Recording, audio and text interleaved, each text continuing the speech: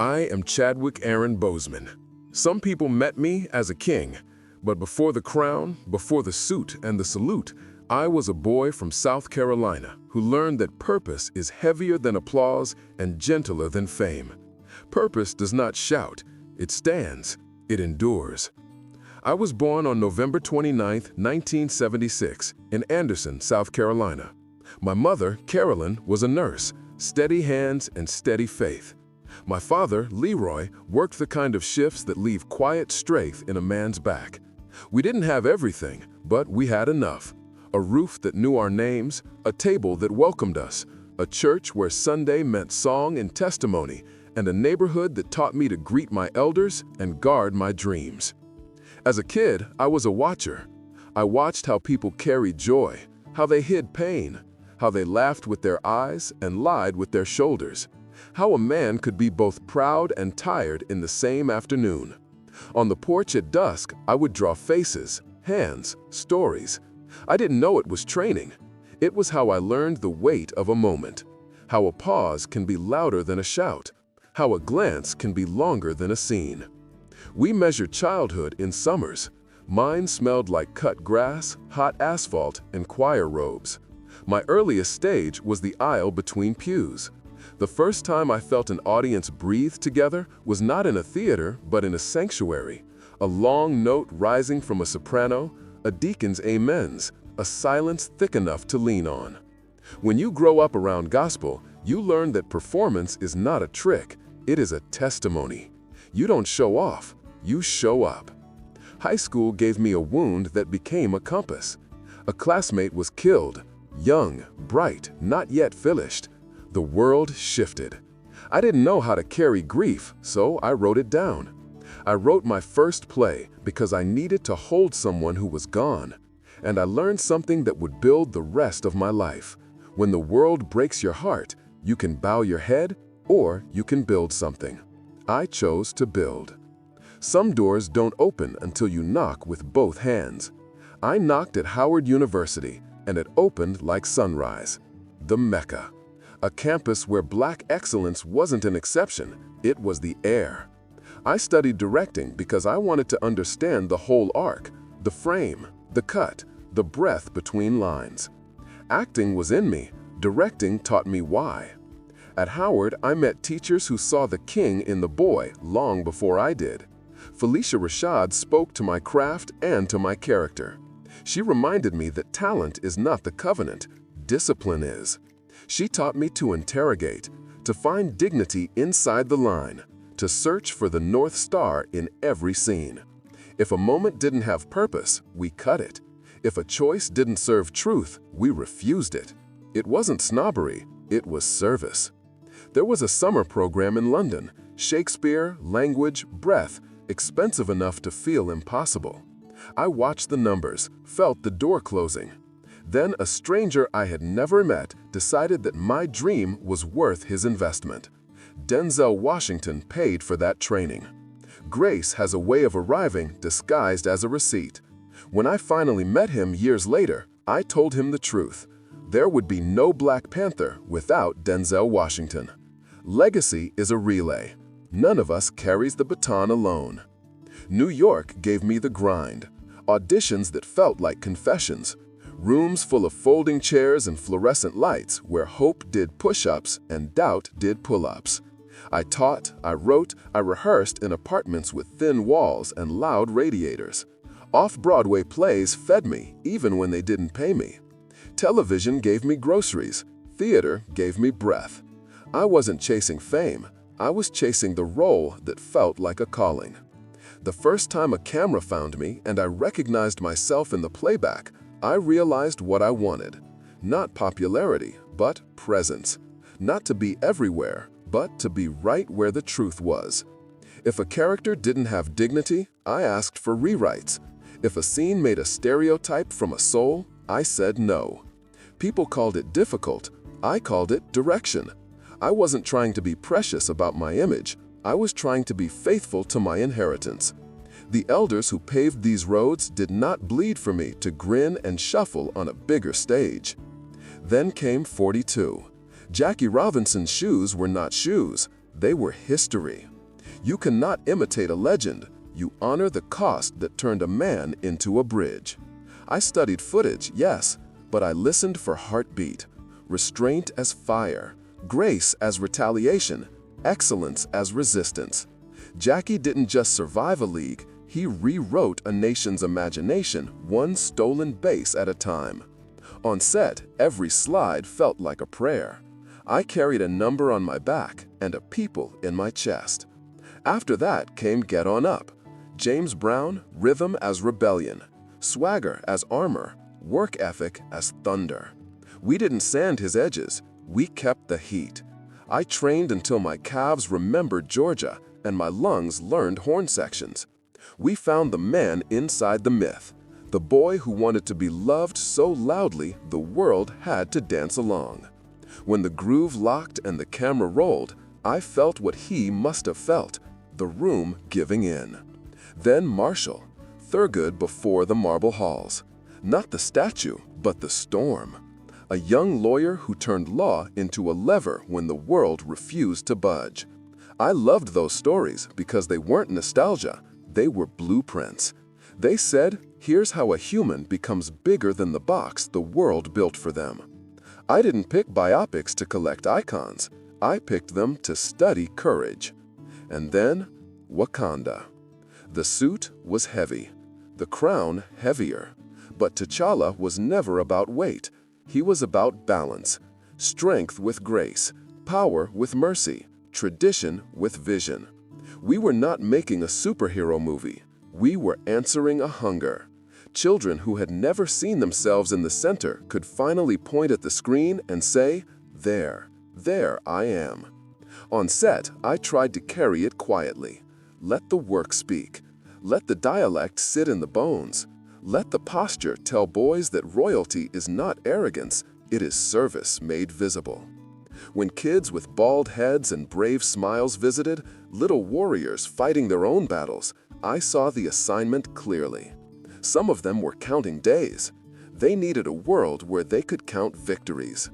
If a handshake, a photo, a moment could give them another ounce of strength, then that was the real scene, and I better hit my mark. I'd kneel to their eye line and listen. Sometimes we didn't talk about sickness or movies. We talked about favorite foods, about how vibranium probably tastes like blueberries. We let laughter be medicine, because sometimes medicine needs a laugh. In 2016, a doctor said a word I didn't want to hear. Cancer. Stage 3. The room got small. Time got loud. My wife and I held hands. We prayed. I had two choices, fight and protect the work. So we fought. We started treatments. Some days I had the strength of a mountain. Other days I learned that courage sometimes looks like simply getting out of bed. Between infusions and fittings, between scans and scripts, I kept moving. Not because I was pretending to be invincible, but because purpose does not cancel itself. I didn't tell the world, not because I was ashamed, but because my calling didn't change. Scripts still needed truth. Crews still needed a leader who knew the line between pain and purpose. And young people, especially black children, still needed a king who didn't flinch when the camera rolled. So we wrapped Black Panther. We went to war in Infinity War and Endgame. We told the story of 4 men bringing a war home in Day 5 Bloods. And we let the studio heat rise in Ma Rainey's Black Bottom, where music and manhood wrestled in a room too small to hold all that sound. On that set, I saved my energy for the takes. Between scenes, I closed my eyes and asked my body for one more round. When the camera said action, I gave it everything. If the body is a candle, let the fire be worthy of the wax. Fame is a loud rumor. Legacy is a quiet fact. Black Panther was not just a hit, it was a homecoming. In theaters, I saw faces lift like prayers. I saw cosplay as coronation. I heard Yabambe echo off city blocks. The most moving thing wasn't applause, it was rest. The way a child's shoulders dropped when they realized the hero looked like them. We weren't granting permission to be proud. We were reminding them they had always been royalty. Yet, even kings have nights. There were evenings when the medicine felt like thunder in my veins, when my joints argued with ambition, when the thought of stairs was a negotiation. I learned to schedule hope, energy for morning, quiet for noon, focus for the hours when the crew needed me most. I learned that leadership is not volume, it is vision. When the day was longer than my strength, I leaned on prayer and the professionalism of the people around me. You learn to thank you with your eyes when your lungs want to sigh. People asked about pressure. I told them pressure is privilege with a deadline. But I also told them to rest. You cannot pour if you never fill. You cannot run if you never heal. I didn't always follow my own advice, but I kept offering it because I hoped someone would listen faster than I did. Purpose also means saying no. Roles came, some high profile, some loud, but if the script asked me to betray the dignity I owed my community, I passed. Not because I thought I was too good, but because the audience is too sacred. The child in row 7 is learning what love looks like from what we call love. The boy on the couch is learning what a man is allowed to be from the men we place on screen. If we show them cruelty dressed as cool, they will learn cruelty. If we show them tenderness dressed as strength, they will learn tenderness. If we show them a king who kneels to listen, they will learn that power bows to purpose. My craft was a covenant. I prepared like a witness. Dialect at dawn, movement at noon, lines at night. When I put on Chala's boots, I felt the weight of men who had marched without them. When I slid into Jackie's cleats, I heard the heckles and held my tongue like a torch. When I stepped into James's shoes, I bent the world to the beat until sweat became sermon. When I buttoned Thurgood's suit, I let my spine argue with injustice. Each man taught me something, that excellence without empathy is vanity, and empathy without excellence is a whisper. You need both to move mountains. People talk about talent. I talk about time. Talent is a gift. Time is an altar. What you place on it becomes your offering. I wanted my offering to be worthy, not of critics, but of my mother's prayers and my father's hours. I wanted to make work that would make my nephews stand taller, my nieces smile louder, my brothers and sisters feel seen. And I wanted to make work that would invite everyone else, no matter their color, into a house big enough for all of us to sit down and eat. Some nights I asked God questions without punctuation. Why this? Why now? The answer never came in sentences, only in breath. Inhale, grace. Exhale, go. So I did. I went back to set. I taped IV gauze under wardrobe. I hid 15 minutes of fatigue behind 2 minutes of fierce. And when the scene ended, when the director said cut and the room sighed, I let the costume hold me up until my legs remembered my name. There were rumors. There are always rumors. In a world that snacks on speculation, privacy can feel like a rebellion. I didn't fight the rumors. I fought for the work. I wanted the audience's memory of Chala to be joy, not pity, strength, not prognosis. If suffering had to be part of my story, I didn't want it to be the headline. Let the headline be purpose. I loved my people, not abstractly, but with RSVP. I answered messages I could answer, showed up where I could, supported initiatives that sharpened futures. The classroom still felt like a stage to me, a place where introduction and destiny shake hands. I told young artists to protect their gift with humility and homework, to treat every no like a map and every yes like a mortgage, to value the grip crew and the craft table, to learn everyone's name, to listen more than they talk, to make something their grandmother would not be embarrassed to show her prayer circle. The first time I heard a child say Wakanda forever in a hospital gown, I almost broke. Not because it was sad, but because it was sovereign. That little one wasn't asking for pity. They were pledging allegiance to their own future. They were telling sickness, "You can have my body, you cannot have my crown." I saluted back, quietly, because not every sacred thing needs an audience. By the time Endgame rolled through, the world had learned to cheer for dust. I learned to value breath. We lose so much time believing the future will politely wait for us. It does not. We have to meet it. We have to carry each other into it. We have to build bridges while we're still learning how to swim. People think heroes fly. Most of us walk. We walk into rooms and choose kindness when ego would be easier. We walk away from deals that pay well but cost too much. We walk toward the person in the corner who looks like they swallowed thunder. We walk the extra blocks with a friend who doesn't want to go home yet. We walk slowly with our elders. We walk children to the edge of their fear and show them how to step. This is the movement that builds kingdoms. If you ask me now what I am proudest of, it is not an opening weekend. It is the quiet messages from people who said my work helped them forgive their father, choose a major, leave a gang, start a company, wear their hair natural, propose, apologize, come home. Art can do that when you refuse to use it as a mirror and insist on using it as a window. When illness tried to make my world small, love made it wide again. My wife held my days with both hands. My family formed a circle, calls, prayers, meals, laughter. Friends checked in with jokes that gave me breath I didn't know I had left. My team shielded me from noise. My doctors carried science and compassion in the same pocket. Even the city seemed to behave, traffic lights hitting green just when fatigue needed mercy. I did not regret the fight. I regretted the time it stole from the people who deserved every minute of me.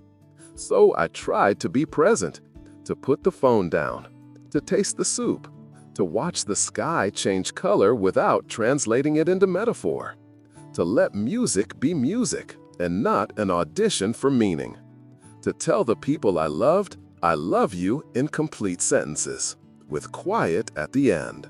If I could go back and hand my younger self a note, it would say, "Guard your yes. It's the most expensive word you own." It would say, "Choose roles that teach you how to live, not just how to act." It would say, "Stay soft. Hard breaks. Soft bends." It would say, "Honor the Sabbath, whatever day you choose, because rest is resistance in a world that runs on hurry." And it would end with, "Call your mother back." I was never trying to be perfect. I was trying to be precise. Precision is mercy. It tells the audience you respect their time. It tells your partners you respect their craft. It tells your ancestors you respect the struggle that bought your chair at the table. And it tells your God you respect the breath you were loaned. When strangers ask me now, "How did you carry the weight?" I smile.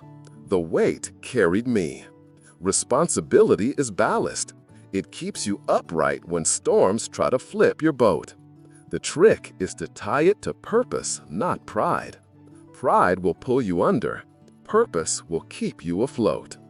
I once said, "The struggles along the way are only meant to shape you for your purpose." I still believe that. Struggle is a sculptor with rough hands and a patient eye. It chips away what you do not need. It refuses to be rushed. It hurts. But when it steps back, there you are, the shape only you could be. And if you're listening now wondering what your purpose is, here is the closest thing to a map I can offer. What breaks your heart and makes you brave at the same time? Go there. What would you do for free and then work a second job to keep doing it? Do that. Who are the people you would carry when they cannot walk? Stand with them. Purpose is not hiding. It is waiting where your courage and your compassion hold hands. Howard gave me a compass. New York gave me a road. On that road, I learned to say no without apology and yes without fear. I learned that an audition isn't a plea, it's an offering. You bring your truth, set it down with care, and leave with your dignity intact, whether they understand it or not. I learned to love the rooms that didn't love me back yet, because tomorrow they might. I worked, teaching theater to kids who didn't yet know their voices were instruments, writing at 2 a.m. while radiators hissed like old men with secrets, rehearsing scenes in stairwells, running lines on the subway, mouthing words while the city played percussion on the tracks. In that rhythm, I found patience, and in patience, presence. 42. Wearing history, not costume. When 42 arrived, I understood the audition wasn't for a role, it was for responsibility. Jackie Robinson did not need another statue. He needed a heart that could withstand being misunderstood on purpose. I trained my body, sprints until my lungs argued, slides until my hips remembered clay. I trained my mind, learning the code of silence, the insult swallowed and transmuted into excellence. Jackie's genius wasn't just speed, it was restraint, knowing when not to swing so the future could. There was a day on set when a young extra, barely out of high school, watched a scene and whispered, "I didn't know it was like that." That whisper is why we make films. Not to scold, but to show. Not to reopen wounds, but to help them heal in daylight. When we wrapped, the uniform felt less like fabric and more like a living flag I had borrowed. I folded it with both hands. Get on up, fire in the feet. James Brown demanded I earn the groove. Dance rehearsals started at morning and ended somewhere past humility. My calves burned, my voice rasped, my spine learned to snap like snare drums. But the work wasn't to copy, it was to channel. The man turned rage into rhythm, poverty into propulsion. In the booth, I found a rasp in my throat that belonged to somebody older than me and exactly my age. On performance days, I'd close my eyes before the take and ask for permission, from the music, from the ancestors, from the truth that is always bigger than the myth. We kept his contradictions, we kept his brilliance. We didn't polish away the parts that cut, because diamonds don't shine without edges. Somewhere between the hardest rehearsal and the quietest note, I felt a line snap into place. Let the excellence be loud enough to forgive nothing and love everything. Marshall, law as lightning. Thurgood Marshall, in his early fire, taught me that intelligence can be athletic. Words can sprint, arguments can leap. In tiny courtrooms and smoky chambers, a young attorney bent the iron of tradition with the heat of logic. I read transcripts like scripture. I learned that a pause can corner a prejudice, that a raised eyebrow can cross-examine a century. When I put on his suit, my spine stood up for itself. I walked differently. I listened harder. My favorite part was stepping out of the courtroom sets and talking to young PAs and background actors about why his work still matters at lunch. The work is never just the scene. It's the conversation it fertilizes. Black Panther, building a country out of courage. T'Challa arrived not as a costume, but as a continent. We built Wakanda with linguists, historians, designers, hairstylists, and dreams. We asked, what does innovation look like when it never had to apologize to colonization? What does royalty sound like when it's fluent in humility? We blended Xhosa with posture, tradition with tech, formality with warmth. The gesture, arms crossed over chest, was more than a salute, it was a vow. I will protect you and I will listen to you.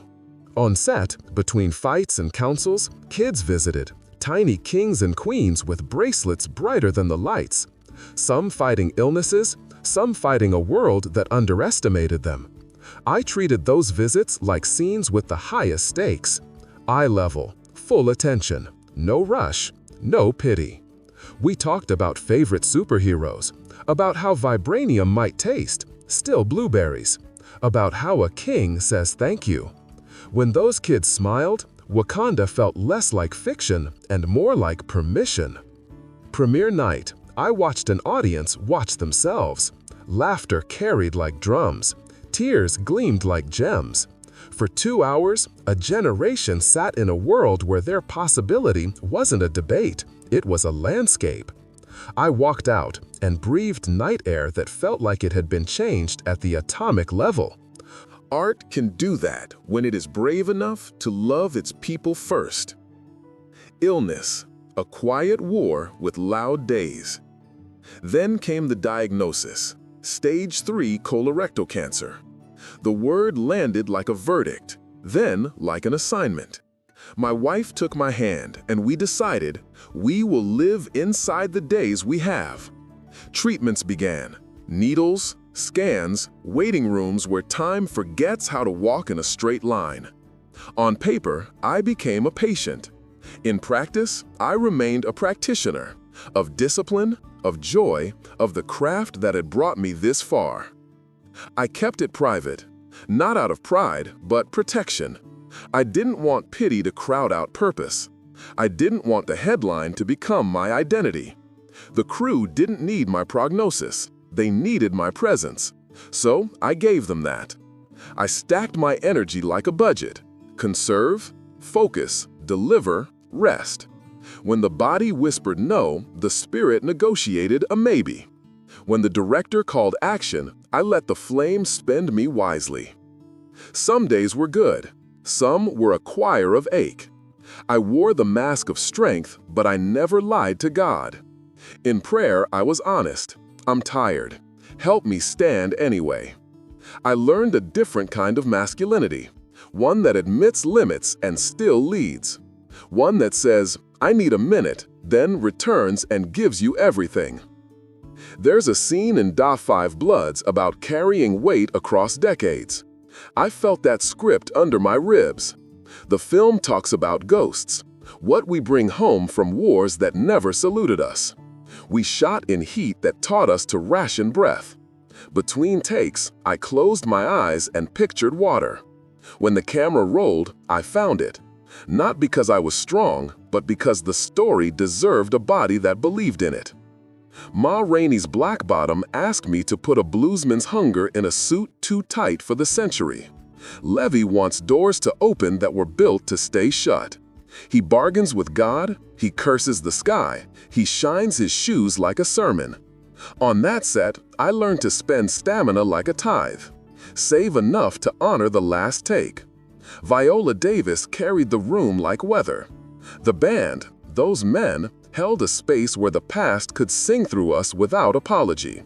When we cut, I leaned against a wall and let the 1920s walk out of me slow. Leadership when the room is watching. People misunderstand leadership as volume. It is attention.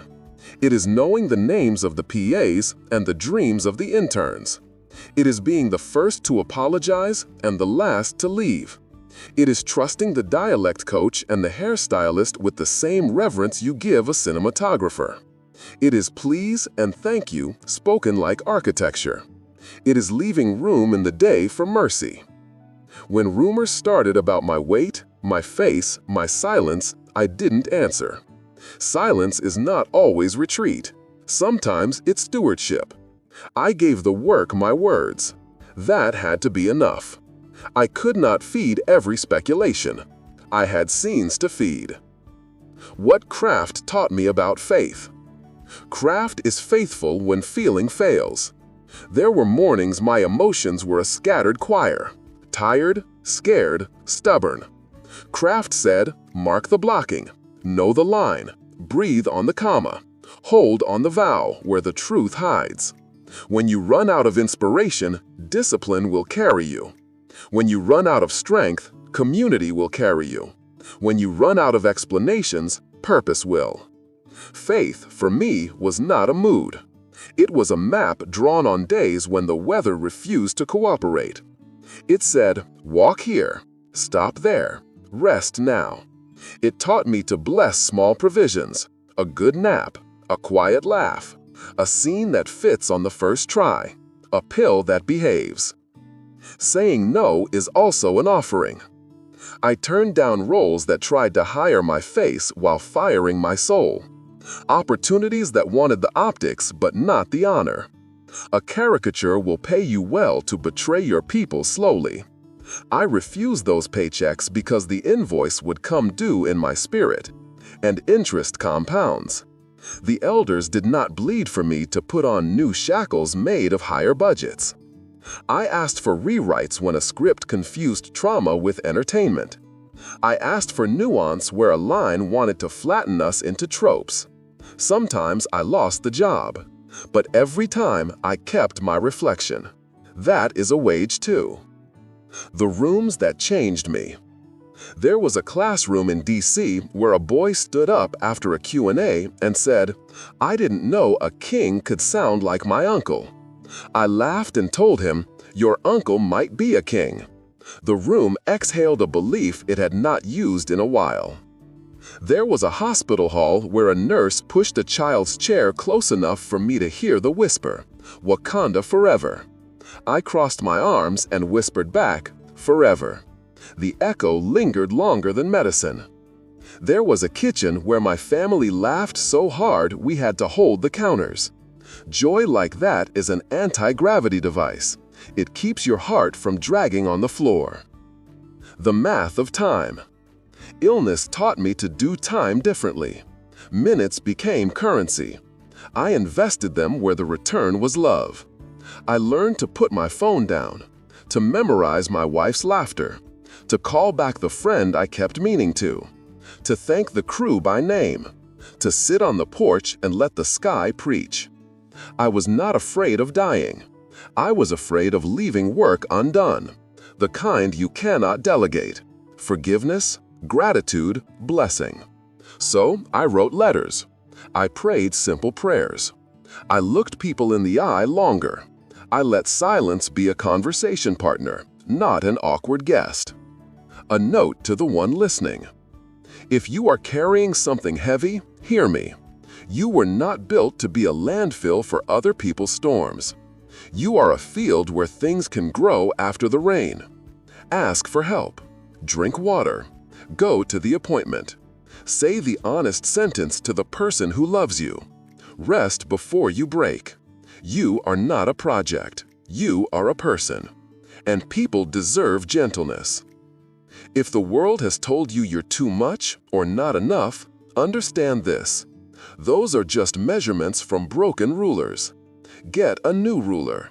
Better yet, stop measuring and start moving. Purpose is an address you arrive at by walking, not by worrying. Legacy, benediction, and forever. The last summer felt like a long, warm goodbye no one said out loud. We cooked, we planned small things and celebrated them like they were grand. We watched movies I loved as a kid and turned up the volume during the parts that knew my name. I held hands more. I learned that a quiet afternoon can be an epic if you are fully present for it. On August 28, 2020, I went home. The headline said, "Suddenly, the truth knew better." We had been walking toward this door with grace for a while. Death did not defeat me, it completed me, like a period at the end of a sentence that had said what it came to say. People flooded streets and screens with love. Murals bloomed on brick. Kids crossed arms over chests in front of mirrors, not to pretend, but to remember. Friends told stories that made me grateful we kept our promises to each other. Colleagues spoke not about numbers, but about kindness. That's the metric I hoped would outlive me, that people felt more human standing next to me. What I want you to keep. Keep your standards. They are not walls. They are windows that show the view you're willing to fight for. Keep your softness. Steel without tenderness builds prisons, not palaces. Keep your community. Kingdoms fall when kings try to be empires by themselves. Keep your curiosity. Ask better questions than how much. Ask how true, how healing, how necessary. Keep your health appointments. Your future self is waiting in those rooms. Go meet them. To artists, you are not content factories. You are caretakers of meaning. Turn down the thing that pays but poisons. Say yes to the thing that scares you into growing. Rehearse like the audience is your descendant and will quote you at their graduation. Pay your mentors by becoming one. Tip your crew with gratitude they can spend when the day runs long. Your instrument is not just your body or your voice, it is your integrity. Keep it in tune. When you fail, and you will, fail specific, apologize specific, learn specific. Then get back on your mark and tell the truth louder. To the kids who saw themselves in Wakanda, you do not need a suit to be royalty. Royalty is how you treat the waiter, how you listen when your friend stutters on the heavy words, how you study when no one is watching, how you say "I'm sorry" without a comma, how you choose love when anger would be easier in the moment and more expensive in the morning. Build things, apps, gardens, neighborhoods, companies, poems. Build the world you wanted to see when you were 8, and when you get a seat at the table, add chairs. To the one fighting in a quiet room, hold fast, Yabambe. Take 3 breaths, one for the pain, one for the people who love you, one for the purpose that still needs you.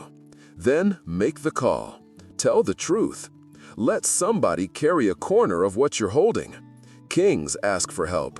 Queens do too. That is not weakness. That is wisdom conserving itself for tomorrow. The relay. Denzel paid for a door I couldn't afford. Howard shaped hands that could carry what came through it. Crews built sets where nations could be born. Directors trusted me with scenes that required a clean heart.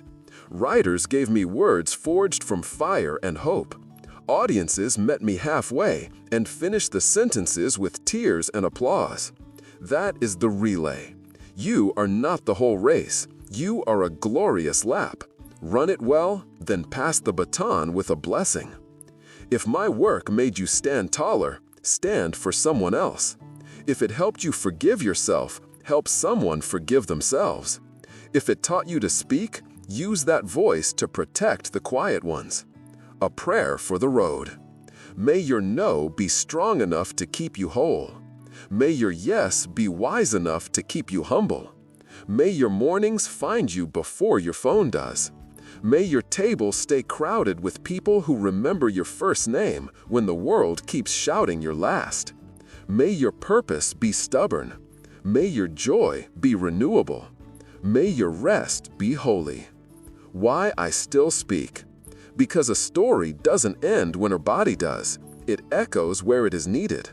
Somewhere a boy is sketching heroes and wondering if he belongs. Somewhere a girl is building a robot and wondering if she's allowed. Somewhere a father is learning gentleness. Somewhere a mother is practicing letting go. Somewhere a friend is choosing to stay. If my voice can reach them from here, let it say, "You belong. You are allowed. Be gentle. Stay." And when the day is heavier than your hands, borrow someone else's for a while. Then return them clean. Goodbye without leaving. I am not gone. I am harvested. The work is seed. The love is rain. The legacy is sunlight. Planted wherever the ground looks tired. Watch what grows. When you cross your arms over your chest and whisper Wakanda forever, don't just remember a film. Remember a promise. To build a world where dignity is default, courage is contagious, and joy is a public good. I was Chadwick Boseman. I am still the steadiness in a leader's breath before the hard meeting, the warmth in a teacher's eyes when a child finally understands, the hush in a theater right before a story changes someone. If you carry anything of me, let it be this. Purpose is a daily decision. Excellence is an act of love. Dignity is armor. And love is the only crown that fits us all. Yabambe, hold fast. Wakanda forever.